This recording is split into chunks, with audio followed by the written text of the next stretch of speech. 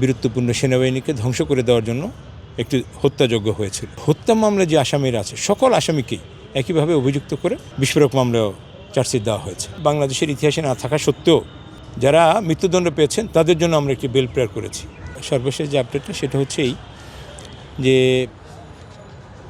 বিডিআরের আপনি জানেন যে আমরা ওখান থেকে আলমা ফজলুর রহমান স্যারের নেতৃত্বে একটি কমিটি হয়েছিল, স্বাধীন তদন্ত কমিশন, এবং এই স্বাধীন তদন্ত কমিশন বিডিআরের উপরে একটি রিপোর্ট দিয়েছে।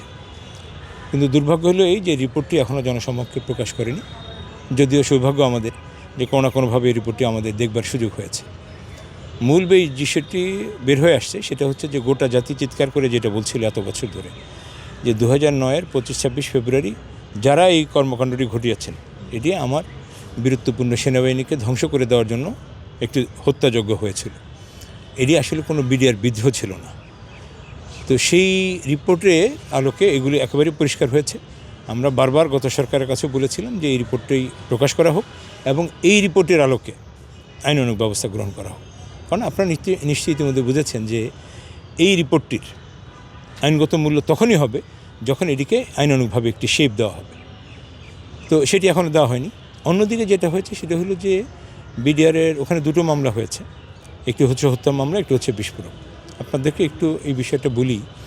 সেটা হলো হত্যা মামলা যখন চার্জশিট হয়েছে সেখানে বলা ছিল যে 17 জন আসামির বিরুদ্ধে বিস্ফোরকের অভিযোগ পাওয়া যাচ্ছে, সঙ্গত কারণেই 17 জনের জন্য একটি আলাদা চার্জশিট হবে। কিন্তু আমরা দেখলাম যে হত্যা মামলায় যে আসামিরা আছে সকল আসামিকেই একইভাবে অভিযুক্ত করে বিস্ফোরক মামলাও চার্জশিট দেওয়া হয়েছে।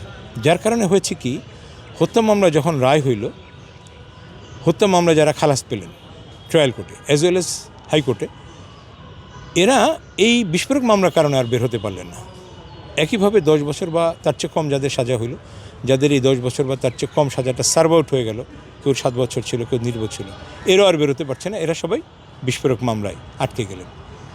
পরিবর্তিত পরিস্থিতিতে 24-এর নতুন করে আবার ট্রায়াল শুরু হলো, যেটা আগে চলছিল। এই বিস্ফোরক মামলা থেকে ইতিমধ্যেই হত্যা মামলা যারা উভয় আদালতে খালাস পেয়েছেন এদের সবার জামিন হয়েছে। হত্যা মামলায় 10 বছরের নিচে যাদের কনভিকশন হয়েছে এদেরও ইতিমধ্যে 114 জনের জামিন হয়েছে। আমরা আশা করছি বাকি যারা আছেন এরা জামিন পেয়ে যাবেন। 100+ কম বেশি হতে পারে।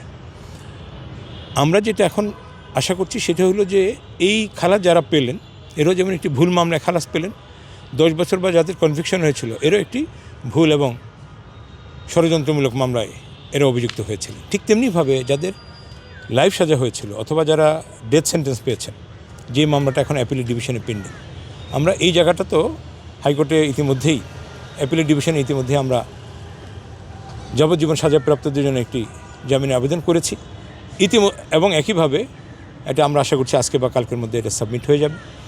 এবং একইভাবে বাংলাদেশের ইতিহাসে না থাকা সত্ত্বেও যারা মৃত্যুদণ্ড পেয়েছেন তাদের জন্য আমরা একটি বেল প্রেয়ার করেছি।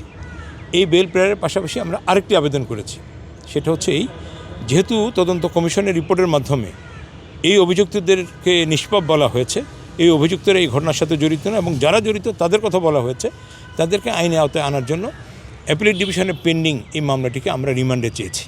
এবং ওই মামলাটি রিমান্ডে গিয়ে ওখানে মামলাটি নতুন কোনো অভিযোগপত্র আসার আগ পর্যন্ত এই সকল আসামিদের 182 জন যাবজ্জীবনপ্রাপ্ত এবং 139 জন মৃত্যুদণ্ডপ্রাপ্ত এই সবার আমরা ওই তদন্ত রিপোর্ট আসা পর্যন্ত আমরা সবার জামিনের জন্য একটি আবেদন করেছি। এবং এই সরকার এসে একটি বিচার বিভাগীয় তদন্ত কমিশন করার কথা আমরা শুনতে পাচ্ছি। যদি সেটি হয় তাহলে আমরা আশা করছি অন্তত ইতিমধ্যেই বিভিন্ন মেয়াদে শাস্তি খেটে যারা মৃত্যুবরণ করেছেন অথবা যারা জেলে আছেন এরা সবাই অন্তত বাংলাদেশে একটি ন্যায় বিচার পাবে এবং ন্যায় বিচার প্রতিষ্ঠিত হবে বলে আমি মনে করি। সর্বশেষ অবস্থাটা হলো যে বিস্ফোরক মামলাটির এখন পর্যন্ত সম্ভবত 302 জন সাক্ষী হয়ে গেছে 1287 জন আসামির সাক্ষীর বিপরীতে। 1287 জন আসামির বিপরীতে 302 জন সাক্ষী হয়েছে, চলছে এটা।